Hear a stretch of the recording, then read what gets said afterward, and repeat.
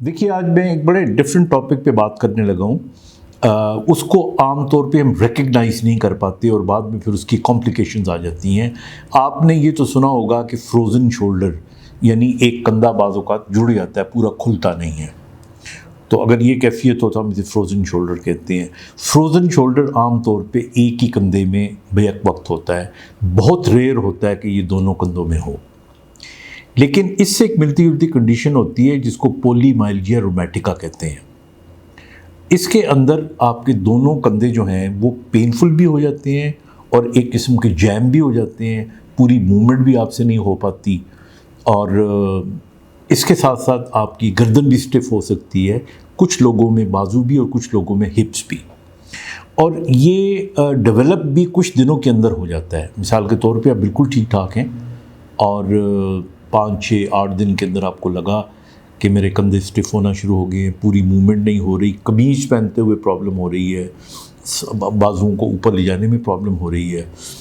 तो बाज़ औक़ात मलेज़, साथ में आपको हल्का सा बुखार टाइप भी महसूस होता है, कोई चोट भी नहीं लगी होती। तो ये डेवलप हो जाता है और आम तौर पे इसको फिर जब डॉक्टर के पास जाते हैं और अगर वो उस एंगल से ना देखे तो यही लगता है कि दोनों साइड पे फ्रोज़न शोल्डर हो गया। आम तौर पे ये कंडीशन 60 साल की उम्र से जो बड़े लोग हैं उनके अंदर कॉमन है। कम उम्र में ऐसा नहीं होता। अच्छा, अगर ऐसा हो जाए तो ये इम्कान होता है, ये निशानी होती है जिसे पोलीमाइल्जिया रोमैटिका कहते हैं।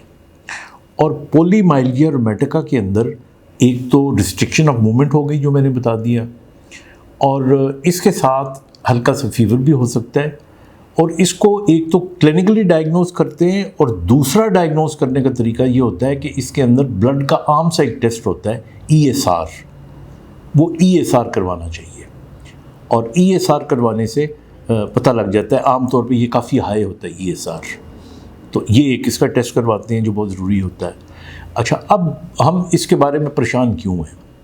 हम परेशान इसलिए हैं कि इसको अगर फ्रोज़न शोल्डर समझ के हम इसकी एक्सरसाइज करते रहें और बहुत ज़्यादा मूवमेंट देते रहें इसको, और सारा वही फिजियोथेरेपी का जो प्रोसीजर है वो इस पर अप्लाई करते रहें, तो या एक्सटेन्युअस एक्सरसाइज अगर हम करें तो वो ठीक नहीं है, क्योंकि ये एक इन्फ्लेमेटरी कंडीशन होती है। इसके अंदर बहुत important, the only drug of choice जिससे इसको ट्रीट करते हैं वो स्टीरॉइड्स होते हैं। प्रेडनिसोलोन या कोई भी स्टीरॉइड जो है उसको आप कुछ अरसे में देते हैं और फिर कुछ अरसे के बाद उसको टेपर ऑफ करके आहिस्ता आहिस्ता कम कर लेते हैं, और बाज़ औक़ात ये काफ़ी अरसे तक आपको देना पड़ता है। और जो ही आप दवाई शुरू करते हैं तो आपको फौरी तौर पे दोनों कंधों में रिलीफ मिलना शुरू हो जाता है। लेकिन इसमें जो एक्सरसाइजेज आपने साथ में करनी है, मूवमेंट आपने जारी रखनी है, यानी इनको थोड़ा बहुत हिला, आपको ख़ुद पता लगेगा कि जब दर्द कम होगा तो ये मूवमेंट भी करना शुरू हो जाएगा, कमीज़ पहनना भी आसान हो जाएगा। अब इस बीमारी में जो मेन ख़तरे वाली चीज़ ये है कि इसके अंदर बाज़ औक़ात क्रेनियल आर्ट्राइटिस भी होती है, यानी यहाँ की जो आर्टरीज़ होती हैं वो भी पेनफुल अगर हों तो कहा यह जाता है कि मुमकिन है इसके एंड रिज़ल्ट के तौर पे पोलीमाइल्जिया रोमैटिका के अंदर ब्लाइंडनेस होने का ख़तरा होता है। तो इसलिए इसको फौरी तौर पे ट्रीट करना चाहिए और प्रॉपर जो आपका डॉक्टर है उसके पास जाना चाहिए और उसका ट्रीटमेंट होना चाहिए।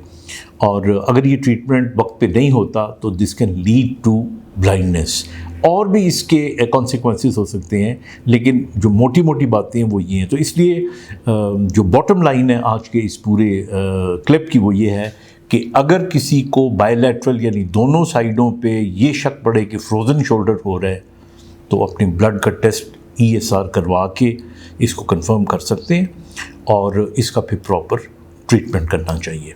Thank you.